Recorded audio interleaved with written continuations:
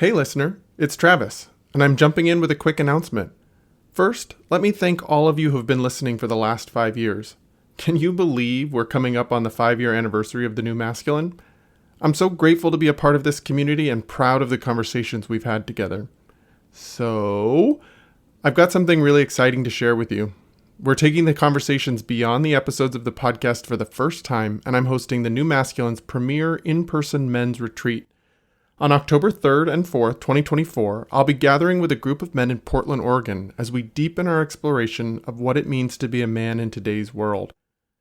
Best part is, this community of men will be supported in their efforts by another community, a herd of horses. You've likely heard me talk about my work with horses in many of the episodes, and I hear it struck some interest in the community. So, let's get out there, in nature, relating to other beings as we reclaim more of our authentic selves. A couple of notes. No prior horsemanship experience is necessary to participate. We won't be doing any riding for this event, so your feet will remain on the ground. Even if you have some trepidation or straight up fear about horses, don't worry, I've got you. My invitation to you is, let's together see what's on the other side of that fear. If this interests you, you'll find more information on my website, travisstock.com. And if you have any questions or want to chat about any of this with me, shoot me an email at travisstock03@gmail.com. That's TravisStock03@gmail.com. I'm really stoked about this and hope to meet some of you in person for the first time. I'm convinced that gathering together will only multiply the work each of us is doing as individuals. Anyways, hope to see you there. And now, let's get to the episode. Welcome to the New Masculine podcast. This is a place where masculine identifying people come together in community to disrupt outdated models of masculinity and together construct new models for our way forward as men.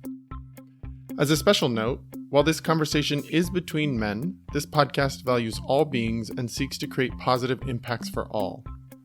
I'm your host, Travis Stock. I am a master life coach, an equus coach, which means I often partner with horses when supporting clients, and I'm a teacher. In my coaching work, I am passionate about the balance of masculine and feminine energies in each of us, regardless of gender.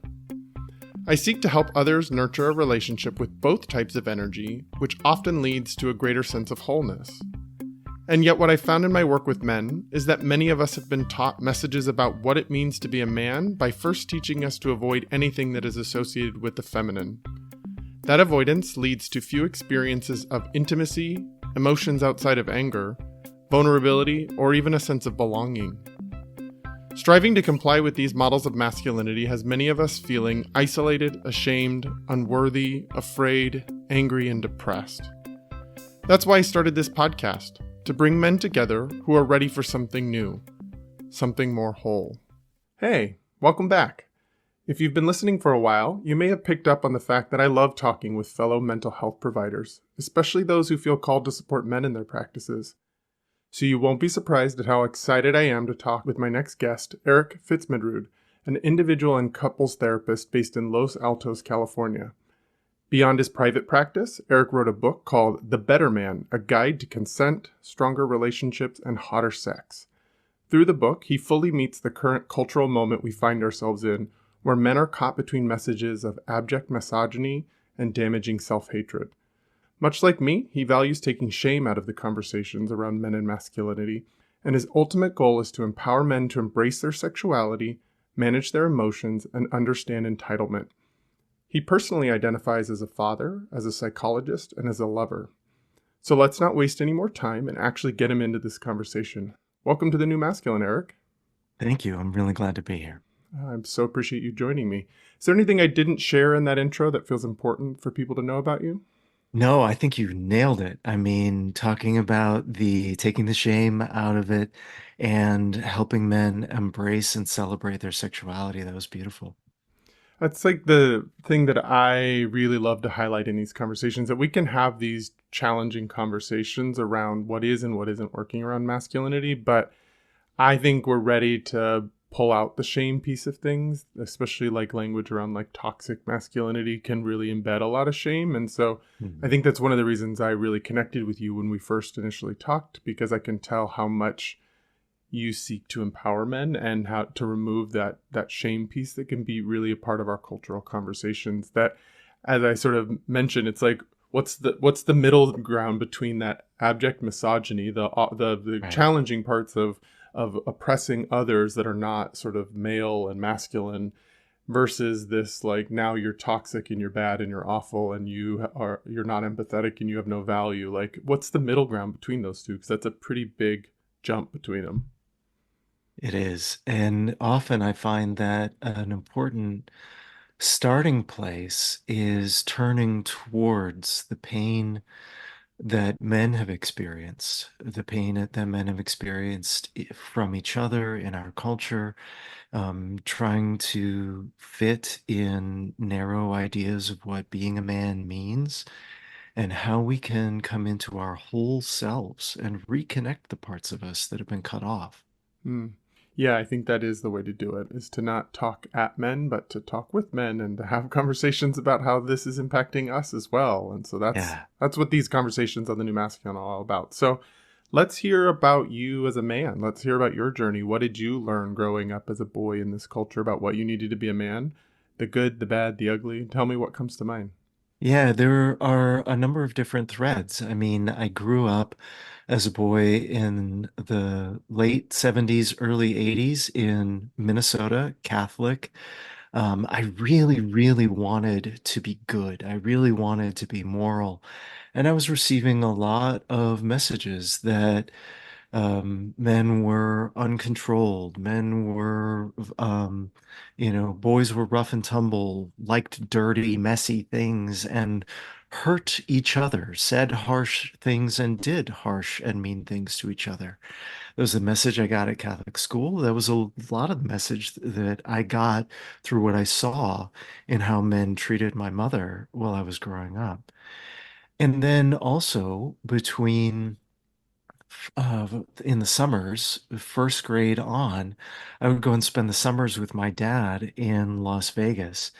And I saw that, after he left Minnesota, he and my uncle started working on their experiences of emotional repression and started trying to find ways of opening their hearts. And it wasn't perfect, but there was a humility around the imperfection that made that a good enough model for me of a different way of being, listening, attuning, loving, sometimes, having anger outbursts, but owning that that had happened and that there were some parts of that that weren't in alignment with his integrity. My uncle in particular was a wonderful model for me of embedding spirituality and working with words. He wanted to be an actor and worked with editing scripts. And it was just a totally different way of being that I got to dip into and then back out of. And that back and forth set of perspectives about masculinity really set me up going forward for observing and attuning to what really aligns for me about the kind of man I want to be. Hmm. It seems like a lot of, I'm glad you had that experience, but it seems like a lot of work as a child to sort of do that kind of sifting and sorting work of, like, here's one message I'm receiving about what men are, and here's this, like, completely opposite, different experience with my own father and uncle about what it is to be a man, and sort of that sorting and sifting. It must have been a lot of work to do as a kid. As a kid, you don't notice if it's a lot of work, right? I used to think that, oh, I became a therapist because I used to have to take care of my mom in her experience of abuse or her breakups with her abusive boyfriends. And later I realized, no. Probably I was predisposed to those ways of being, which is why I responded to those moments of crisis the way that I did. You know, this relates a lot to the work that I do with men now is, who would you be if your traumas hadn't taken place? And I think, trying to find and reclaim those elements of yourself is a part of that. And what I've realized is, hey, I was predisposed to that kind of reflectiveness. I was predisposed to thirsting for words and narratives to make sense of the world. I was thirsty to observe and learn. And so that allowed me to show up to these experiences with my natural gifts. It's such a different perspective than I think most people assume they're going to get from a therapist. Because I think most people look at a therapist and think like, oh, they're going to encourage me to blame my mom for all my issues. Mom is the source of all my traumas and lack of skill sets. And there's truth to looking back at those things. What did you learn growing up? What was Right. modeled to you? What did you experience? I don't mean to make light of the fact that we are products of our upbringing and that our parents are the adults in the room, supposedly. Mhm. And Mhm. sometimes they don't always show up in that way. And then we Mhm. as children learn some of those more adult strategies. But I guess it is sort of that nature versus nurture, that both can be true at the same time, that our nurturing or lack thereof can sometimes create something, but our nature, the way we showed up, our predispositions are just as important to look at, and are actually much more an empowered way of looking at it, that it didn't happen to us, that we showed up with this ability and we've honed it over time, but that we have some predispositions that show up for us, that set us up for who we become. Mhm.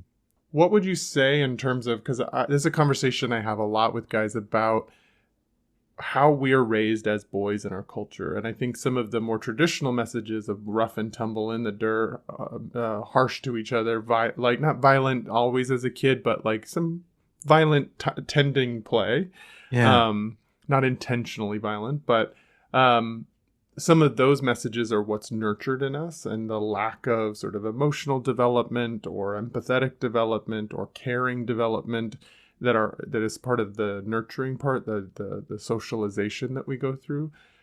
What would you say about sort of what you were able to develop and be predisposed to about those skill sets that you did have versus what our culture often teaches boys or doesn't teach boys?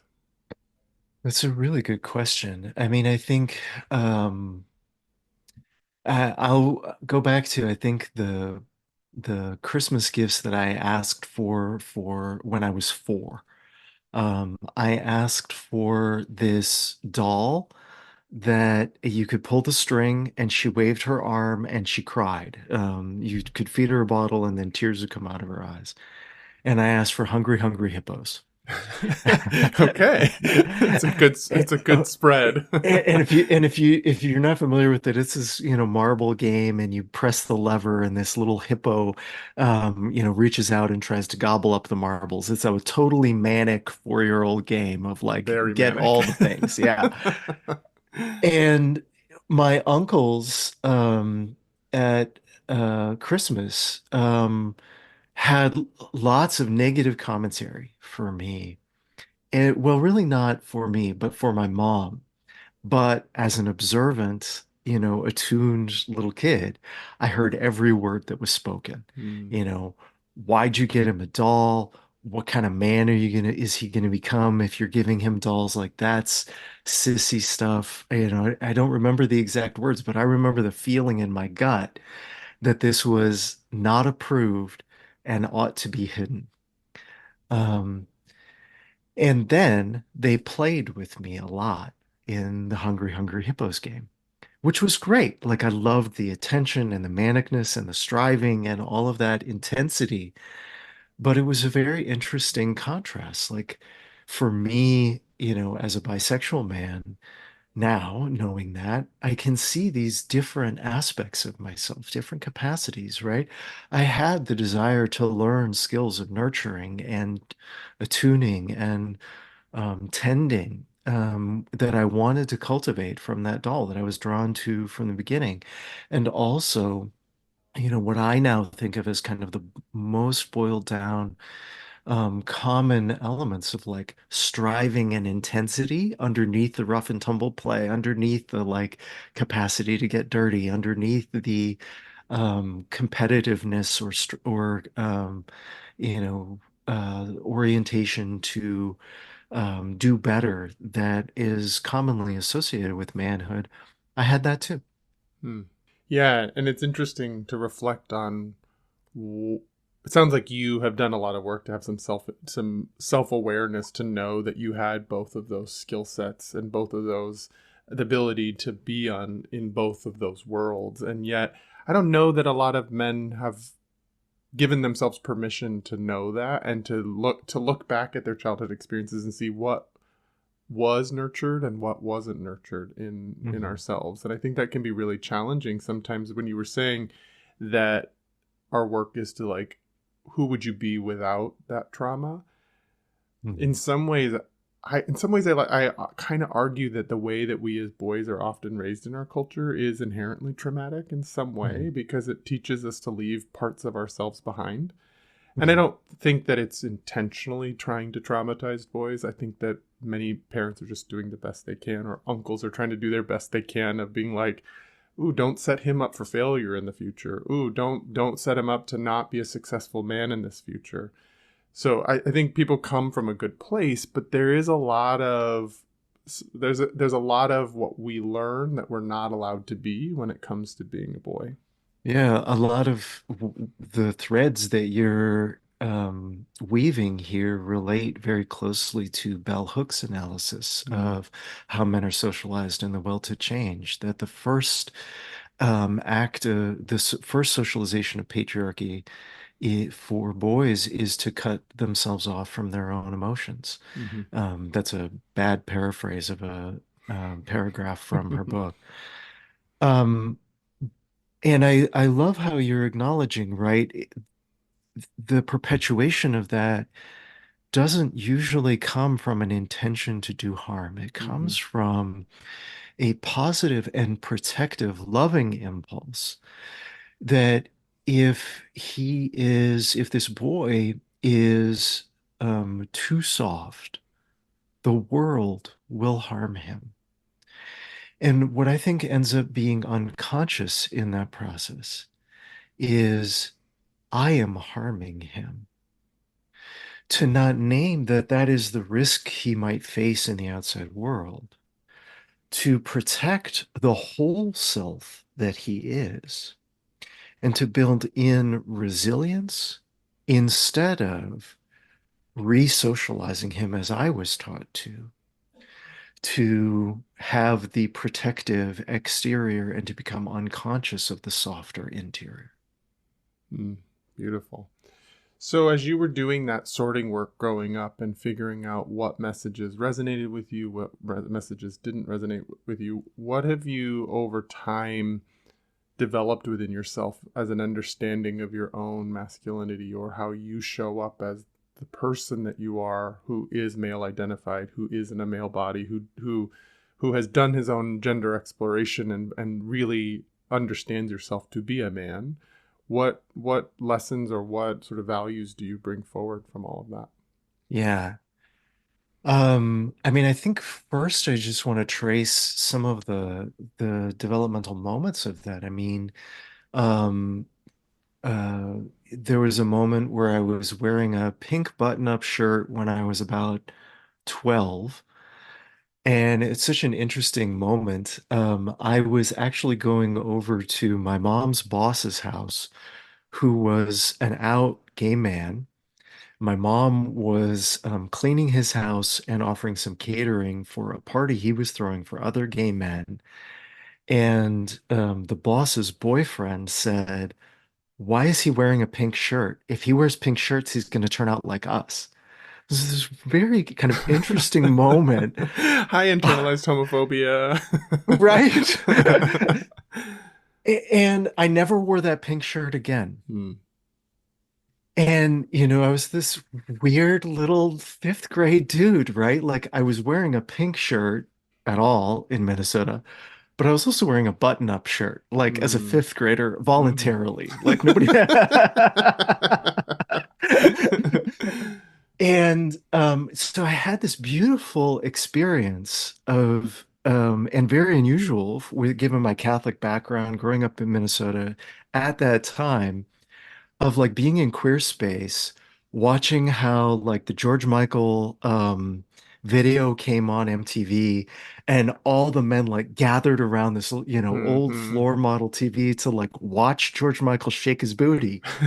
So there's this kind of celebration of, desire and outside of the kind of concerns that I had seen with my mom and her boyfriends of like male desire creates fear, and also had re-experienced this moment of like internalized homophobia from that man coming at me. So I hid for a long time from my bisexual identity because of that. Hmm. I was the for a long time my identity was I'm going to be the conscious straight ally to observe the hidden queer men in my community. I'm going to say, hey, you're gay, right? Hmm. And for him to say, don't tell anybody. Like, how did you know? Be like, it's okay. I'm safe. You're, doing just fine. And I did that a number of different times throughout junior high and high school to be this, it was my way of like staying in relationship with queer peers in a safer way for me. And I Wow. was still closeted in a certain way for myself, and I couldn't even know it. By the time college came around, I accepted my bisexual identity, started outing myself, and then the gay community around me was like, "You're just transitioning," because that was the journey for a lot of them. So then I was like, "Okay, I'll go and back to being the and straight ally." different than the transitioning that is sort of in our cultural conversations now, which is a Right. gender piece, but you were transitioning from a straight person to a gay person, right? Right, Yeah, right. okay. Because at that time in the journey of coming out as a gay man, identifying as bisexual was a known middle step. Uh-huh. I'm not sure much has changed. Ultimately, I think there's space for bisexual women in Mhm. the conversation. Mhm. There's not space very often for bisexual men in the conversations. There's tons of you're either gay or well, you're just gay. You're just Right. are hiding the Right. fact that you're gay. I think that's still the way people hold bisexuality, especially in men. Especially men, I've found a lot more increasing acceptance from women Mm, for bisexual male identities, and even a lot of women like recognizing their own attraction specifically to bisexual men, and some aversion and fear still there too. So eventually, I kind of came out to myself. I started as a therapist working with queer folk, polyamorous folk, and started being like, okay, if I'm going to be serving this population, I've really got to be in integrity with my own identity. So I reclaimed a lot of that. And as a part of that journey, I finally kind of my landing space to kind of finally answer your question is I don't worry very much about masculinity. I know that I'm a man. I like my beard. I like my, muscles. I'm a lean dude, but I like the way I show up as a man. I like this body. I like how it's changed in my 40s with, a little bit of extra fat around my hips and belly. I feel like a man, but I don't worry very much about masculinity. mm, Or think about it honestly. Um, I'm a man. That's good enough. Sometimes that's more masculine or more feminine. I'm much more aligned to thinking about like what qualities am I exhibiting here and do they feel good to me? hmm So if I'm nurturing, I'm doing that, and I think that I inhabit nurturing space differently as a man, but I don't think that any specific behavior is off limits to me. Held my son often after our dog died, and there's something different about that nurturing and physical holding that it just physically feels different given our rib cages, given our musculature as self-identified men, that makes it different than hmm if we were embodying a different gender identity. And how much of our culture is cut off from that difference? Because so often men are pretty isolated from physical touch. So we don't touch other men. We get handshakes, fist bumps, those kinds of things. But those hugs, those embraces are really, Mhm. for a lot of, especially heterosexual cisgender men, really only come in romantic relationships and maybe a parent or and children. But like the broader world stops embracing men and allowing men to embrace them, especially in conversations around consent and after the Me Too conversations. Like, there's a lot of isolation, I think, physicality wise, that men experience that you're describing the difference and the importance of that. And yet, how few of us get to actually experience that at this point. Yeah, and that's what I love about a number of different people who are out there are kind of talking about the experience of being a man and trying to invite men's touch and invite men to accept that we need touch. One of those is Aaron Johnson. He created the Chronically Undertouched project, the CUT project for Black men to experience Mm, platonic touch. But every word he says about the armoring and the distancing from platonic touch is equally applicable to most other people who have been raised and socialized in men. And it's one of the reasons that I love trans men's story of the transition and their vulnerability in sharing um, the coming into the being a visible man, how they often experience the intense loss of touch. mm, And I think there's such wonderful advocates for the whole community of men to understand you are human, so you need touch. mm-hmm. And your touch is a valuable gift to give to the other people in your life and to the other men in your life. Yeah, that's why I like having queer and trans men on this, because there's such a like a unique experience that trans men go through. I had a guest, James Barn. He's the trans coach on Instagram and has a fairly big following. And he talks a lot of. He had a viral post about that, sort of what he learned because as he transitioned. I so appreciate that you remembered his name because I didn't in this moment. James is a great guy. Yeah. We've had a great conversation about this piece, and unfortunately, in the social media world, in our divisive world that we're in, he also got a lot of hate for that post and a lot of Yeah. physical violence threats to him and his family, and it was pretty traumatic in some ways, but yet the message underneath it was so beautiful to witness somebody recognize like what he lost in his transition, what he Yeah. lost in becoming a man, and only a trans man might be able to voice that, because he's like only one that's ever, not the only one, but they are the ones that go through that experience and notice that shift.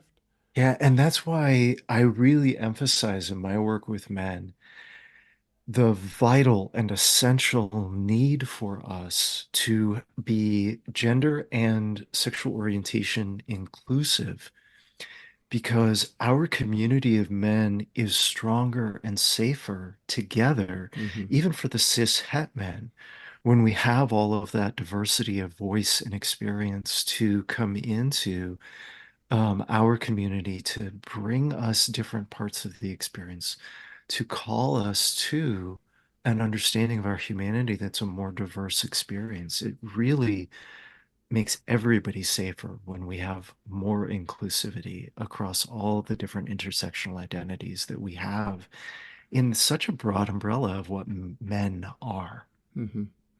Yeah, it's such an interesting point in the conversation around diversity, equity, inclusion, and around all the ways in which we're trying to bring more voices to the table, and how that can feel really threatening to some, and how that can feel it's a very like tense moment around that. And I agree with you that it's about bringing all the voices to the table. And historically there have only been certain voices. That's, I mean, honestly, myself as a gay man hosting this podcast is me taking a seat at a conversation that I did not feel welcome to and that I got some hate for when I first launched this podcast. And so Yeah. like that is part of what we're doing here, is taking up space and participating in the conversation and reflecting on this journey as men from lots of different vantage points to show like, oh, here's a more whole picture of what's going on rather than just one identity's version of what this is. And Right. so I agree with you. It is about bringing more voices and having all those voices rather than it being about less voices. Absolutely. I want to come back to your own masculinity and what you were sharing, because there's an important nuance to what I was hearing, that the way that you relate to being a man is very internally referenced. I am a man. I like these values. I like these things. It's not about how will I be seen. It's not about an externally referencing how is this valuable? Is this not? Is this safe? Is this not? Is this okay? Is it not? It's really internally created. And so much of the hard parts of our conversations around masculinity are about the performance of being a man, the Hmm. external reference. How will others see me? How do others value or not value it? And I think that is really the challenging aspect, is if we try to evolve our values and conversations around masculinity and continue to externally reference it, it will still always be in someone else's hands to decide whether it's valuable or not. Whereas you've claimed it for yourself. And I want to acknowledge that the reason that there is that external reference is because of the history and prior experience we have had, that when we didn't match up to somebody else's view of what being a man meant, we experienced social or physical violence. And even if we didn't experience it directly, we almost certainly saw some other boy or man experience that social or physical violence from people of any other gender enforcing masculine norms. There is a real hurdle that we have to get over. And I don't mean we have to, I mean we have it. And if we're going to get there, it is something that we often go over.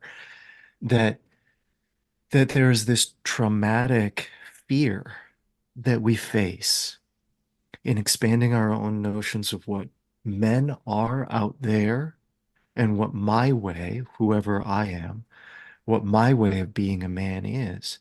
And it comes um, that we face this terror that we will be ostracized, shamed, or physically hurt. That is a wiring in our nervous system that makes us, I've seen men do it, physically shake in my office as they contemplate in tremulous silence the idea of naming or owning some part of himself again that doesn't fit in two-dimensional masculinity.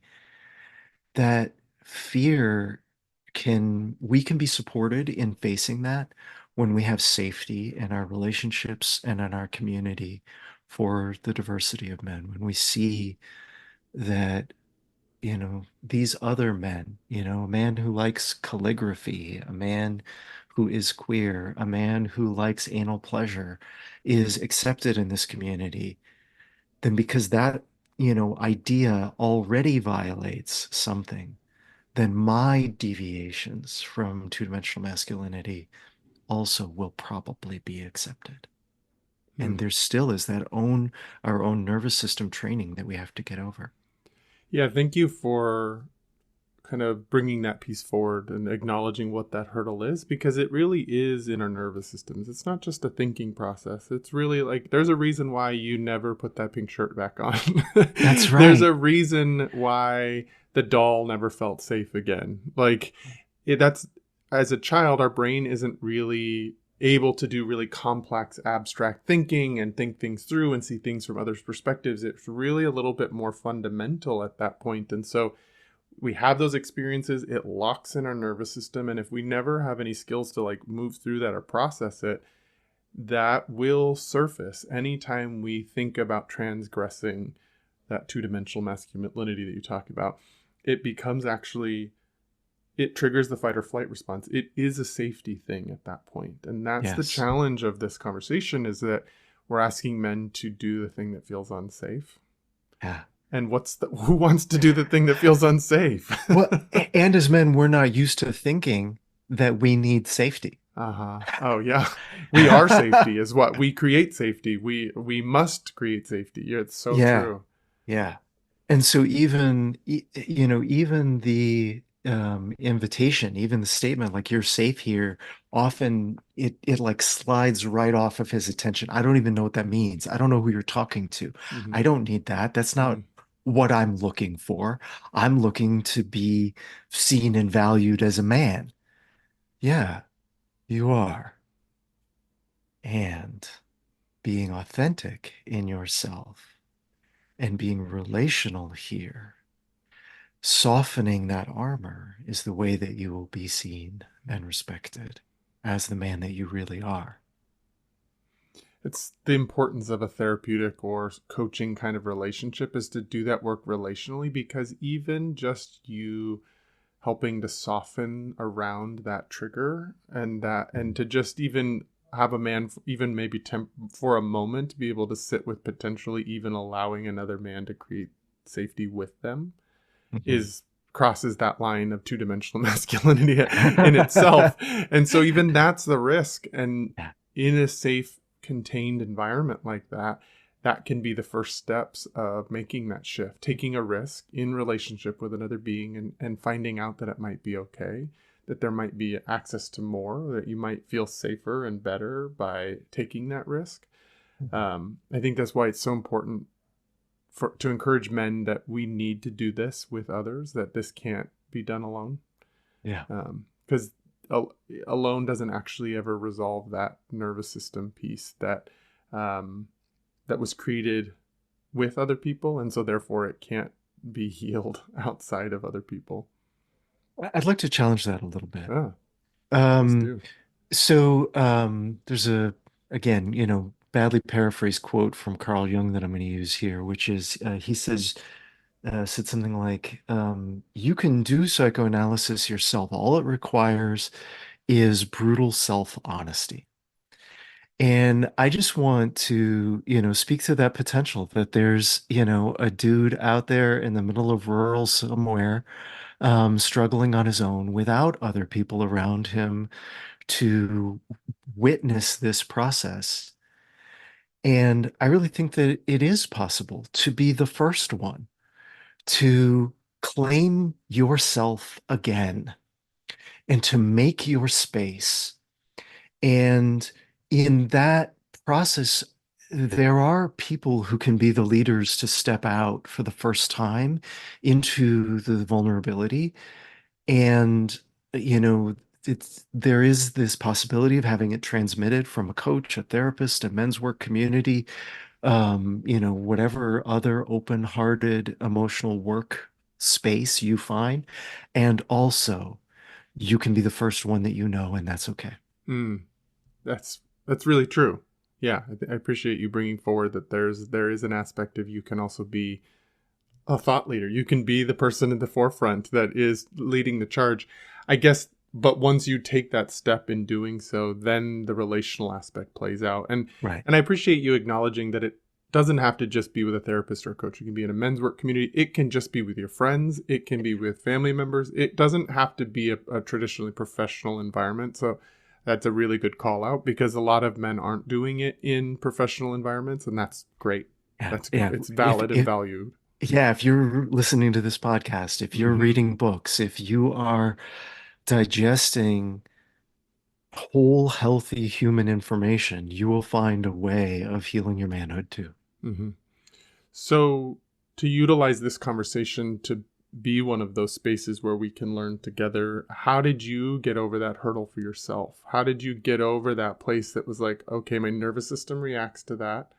I've been told that I'm not really bisexual. Like any of those stories that come up for you where your Yeah. nervous system doesn't feel safe, how have you gotten over that hurdle to really getting into that sort of self identified, self referenced place with your manhood?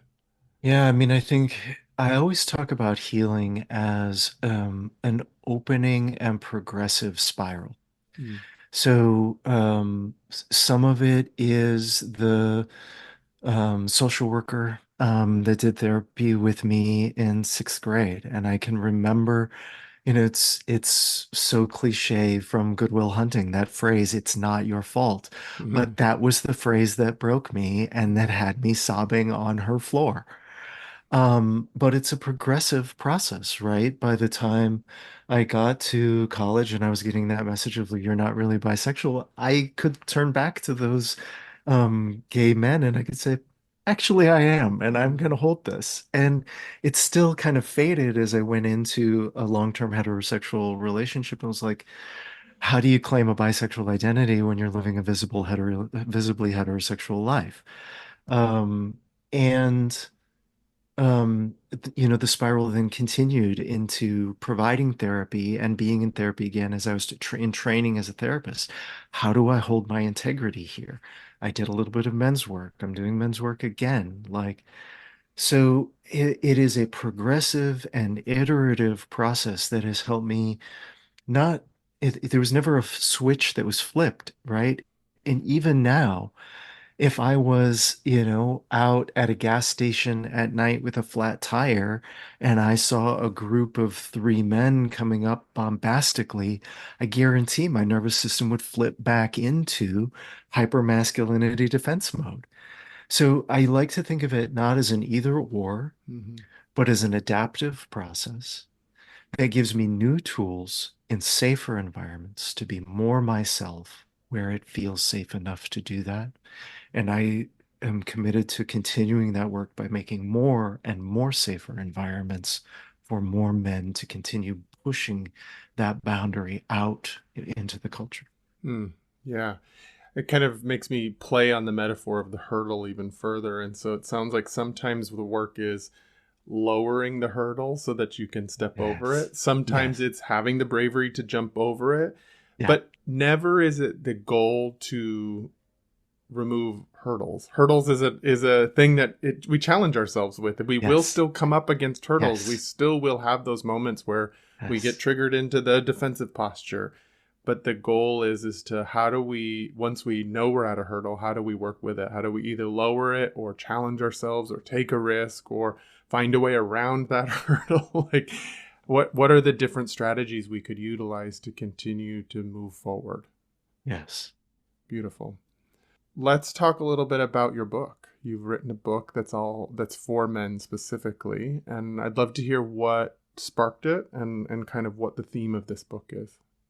Yeah, so the kind of immediate spark was late 2017. I had been writing blogs for my website just as a practice to kind of improve search engine optimization. And that is when the Me Too movement was really picking up speed.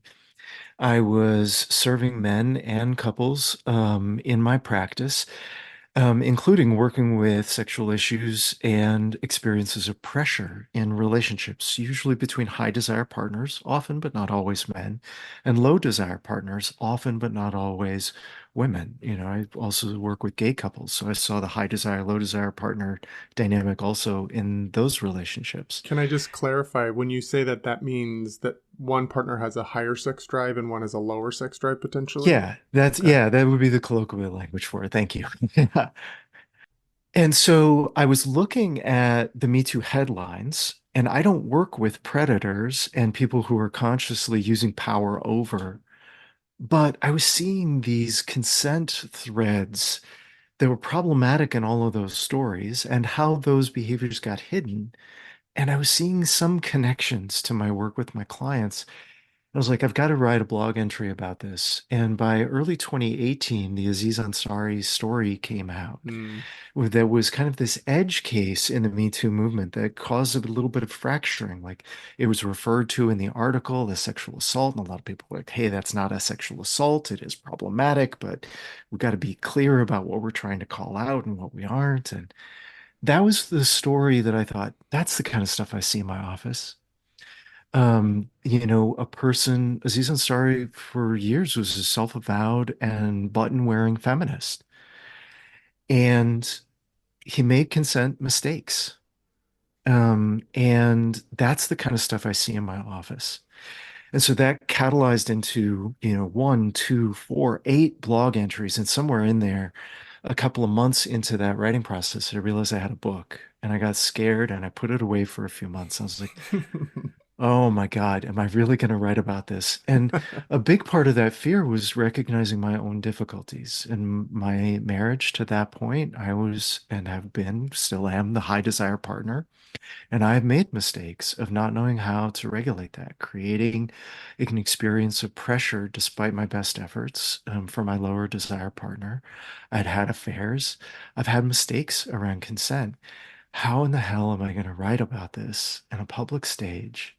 Teach the tools that I'm using in my therapy office that are valuable and needed without hiding behind some kind of therapeutic expertise veneer and keep myself safe. And so it took 5 years, it's about 2.5 years were writing and about 2.5 years were the internal work Hmm. to figure out how to be in spaces like this, talking about it like this.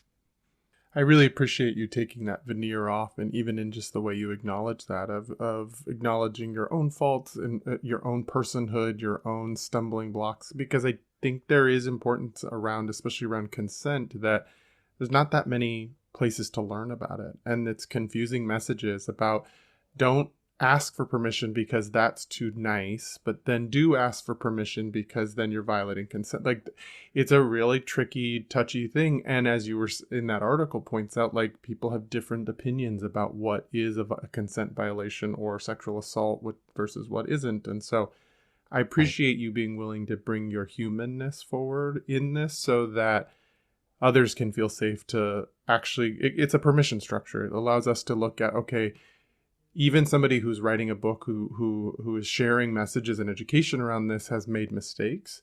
So I'm Yeah, not terrible if I've made mistakes, and exactly. I can do better. I can learn more. I don't have to immediately reject the education that's available to me. Right. And, so much of the consent education that has come in is about these scripts. Say this, ask that, do it in these ways, and then you're good. And what I found is that that leads higher desire, higher sex drive partners to going through the steps to get the green light and then thinking that they're good. Mm, And what I really do in my book is try to guide men through this long arc, kind of very much about what we've been talking about, recognizing the wounds in isolation that we experience in two-dimensional masculinity that leave us not just with high desire, but desperately hungry for vulnerable human connection that gets all collapsed into sex and sexuality with our partners, that creates an outsized level of urgency for us that transcends just sex. We're just looking to be touched. We're looking to be held. We're looking to be able to hold another human being. And we are direly, desperately hungry for that. And that's a part of what creates our difficulties regulating our emotions as we move into a sexual experience. When we recognize and deconstruct that pain, then we can learn how to meet some of those human needs in other domains. Then we can learn how to regulate our emotions. Then, because we've attuned to our pain, we can attune to our partner's pain. Now we're coming into the consent conversation from a totally different background space. I know that I'm vulnerable here. I know that you're vulnerable here. I would like to skillfully navigate our vulnerabilities together to move towards pleasure.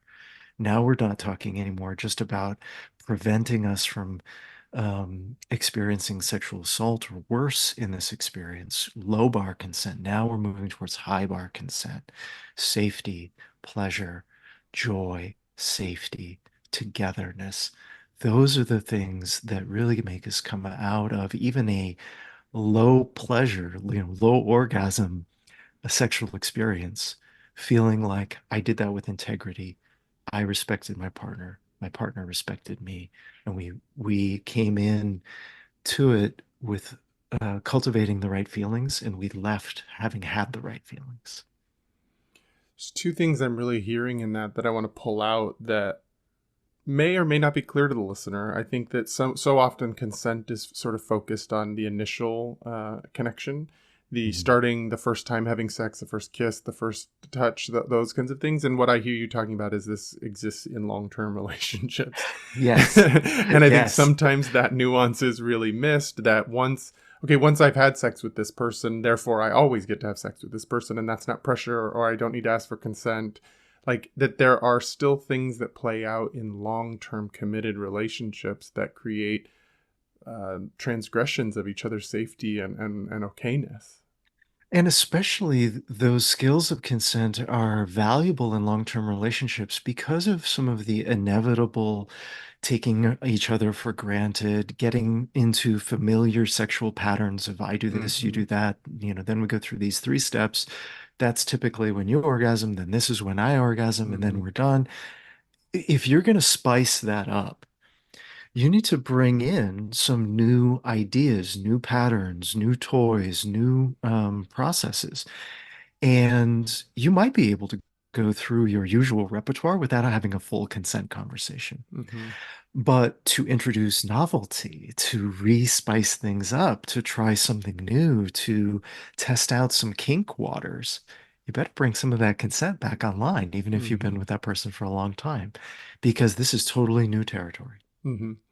Yeah, and I would even think like our lives change though too, and so even that sort of more traditional way that you may be engaged in sexual relationships, someone could be very ill. Somebody could be dealing with chronic pain. Somebody could be Yes, dealing with yes, erectile dysfunction. Like yes. there's all of these different ways that our bodies change, our lives change, our emotional well-being changes, and new consent conversations need to happen, or else how do we continue to move through it? You're speaking so much my language of Uh, this conversation around like expanding ideas of manhood. It includes how my experience of being a man will necessarily change across my lifespan. mm-hmm. My relationship to my desire, my erections, what helps me orgasm and what doesn't, is going to change across my lifespan. And if I just get locked into my manhood is dependent on, having sex and orgasming like I did when I was 20, that is not going to hold when you're It's not 45 or sustainable. 65, right? So we have to evolve with the nature of our lives. So true. The second piece I wanted to pull out was that I found really interesting that I maybe hadn't thought about in this certain way was that you talked about so often we think about the pressure that happens within that consent conversation is often usually male to female or male to male in gay relationships or same Yeah. sex relationships. For what it's worth, I've seen it in lesbian relationships too. Totally. Yeah. So I like where you differentiate like high drive versus low drive because Yeah, it doesn't really matter the gender, but so right, much of our cultural conversation is around men pressuring women into right. sex acts. But the pressure that's there isn't necessarily like, how do I say this? The man is also feeling that pressure. The person Yes, potentially adding pressure into it is also feeling pressure from the lack of availability of touch, the lack of availability of intimacy, the cultural isolation that's happened to yes, them. And so yes. it's not really just that person's fault that there's pressure in it because they're feeling that pressure too. And they're just trying to resolve that. Now, we do need to have responsible conversations about how you utilize that and how Yeah, power dynamics play out and that kind of stuff. yes. But there's also an important acknowledgement that that person has also experienced a lot of removal of important nutrients in life and has only been given permission in the sex act to receive those things that are vital to our well-being. And we can complicate it with another dimension, right? I've also worked with heterosexual couples where the woman is the higher desire partner Mm-hmm. relative to her male partner. And the whole complex that comes up for him about, you know, that whole dynamic already leaves him feeling like he's in conflict with this whole narrative about masculinity and manhood and sexuality. And it's not even necessarily that he doesn't have desire, right? These concepts of higher desire and Mm-hmm. lower desire are always relative. He might have been the higher desire partner in all of his prior relationships, picked this partner because this partner met him for a long time, only to find out, oh, in this relationship, I'm actually the lower desire partner. And now I'm on the other side of this dynamic. And what does that mean? How does that mean I show up and feel? And he can come into this experience of noticing what low desire partners experience, which is when you are pressured, you will then experience this negative feedback loop where you will even have less and less and less and less desire because pressure's not sexy. Hmm. And that's just as true for men as it is for women, as it is true for people of any gender. It's a Uh-huh. human dynamic that shows up in our desire patterns. And to match our conversation around men and masculinity, like that's a lot of, I would imagine, a lot of work to be able to empathize, like to get to that point, because I would imagine that whole being the lower drive partner as a man can feel really emasculating, can really create that conflict around a man's manhood and masculinity Yes. because of the messages we've been taught around what men's sex drives are like. And so Yes. that, I would imagine many guys get stuck there in that shame, pressure, tension point, which then Yes. creates that pressure long term. Yes. And again, right, I've seen that emasculation dynamic happen internally, like an internalized form of homophobia. It's an internalized emasculation. I've seen it show up from the partner, female or male, that my partner is less of a man. I want him to show up as a real man. Isn't even conscious how they're repeating hypermasculine, two-dimensional stereotypes as they assert that their partner is inferior in this Mm. situation, instead of attuning to the real human being here and how they are creating this dynamic in him and making it worse. It's so wild how often that piece is missed, where we need and want something from our partner, and then we inadvertently sometimes perpetuate the thing that creates the problem, Yes. where Yes. we like to make someone feel inferior is probably never going to work to create Yeah. any positive change in a relationship. Good quick tip, everybody out there. The best way to get from your partner what you're looking for is positive feedback and Uh-huh. praise for anything that gets closer to approximating what you're looking for.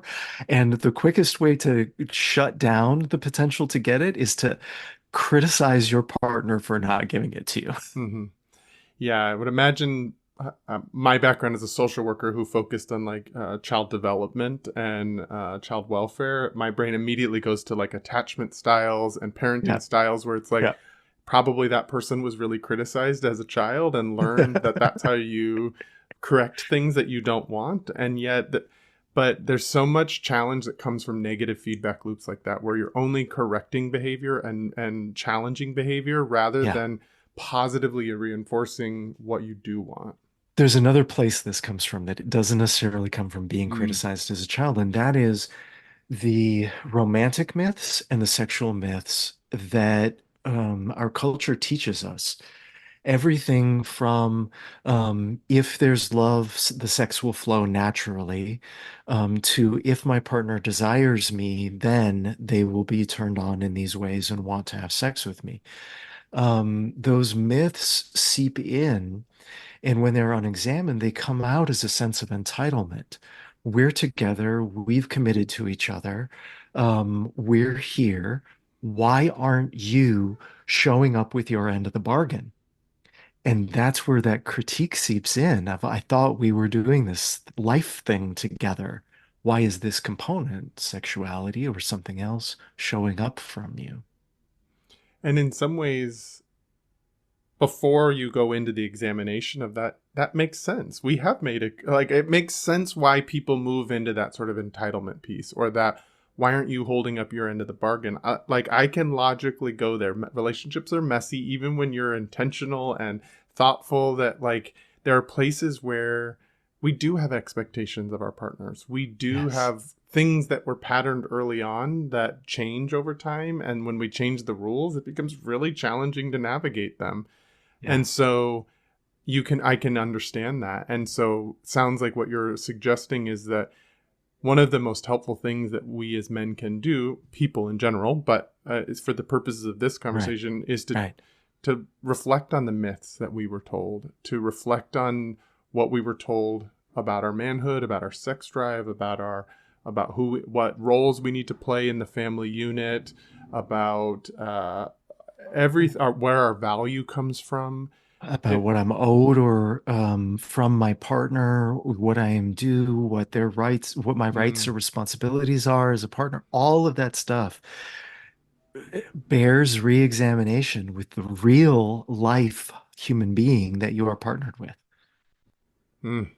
It's so valuable and yet challenging.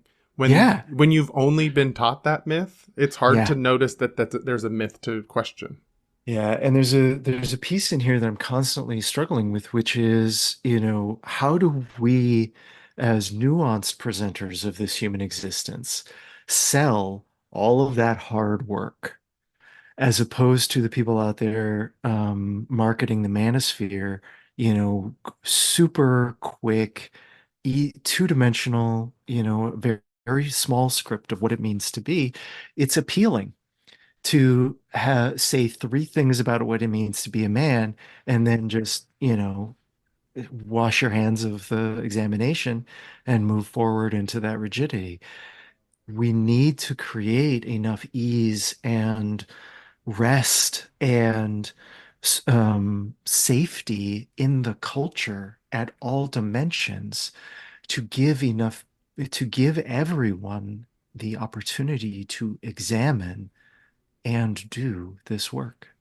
Thank you for being willing to be a part of this conversation and bring these nuances and bring this openness and safety to the conversation, because there are a lot of nuances that we're really talking about that are not really a part of the broader conversation that's out there. And so this gives a permission structure to dive in a little bit deeper, to get underneath those myths that are being told to us out there in the culture that are getting clicks and likes and getting a lot of attention. And now there's an opening for people to find a more holistic, open exploration of the same topic. Yeah. What else, if there's anything else you'd like to share about your book or your work, what else feels important for people to know as we're kind of wrapping up our conversation? I guess there's one other dimension of consent that I often like to talk about, just really quickly, that I like to reframe it from a consent conversation to really three different points around the consent process. One of those is the before, the conversations. What are we going to do? How do we want to feel? How do we not want to feel? And what are we going to do to make sure we do feel the way we want to feel and don't feel the way we don't want to feel? But then there's also the monitoring of consent in process. Just because you got a green light doesn't mean that the work is over. And there's a process of staying attuned and or backing up periodically and saying, hey, what's going on? Where are you? How's this feeling? Are we still good? Great. Okay, let's resume and kind of continuing forward.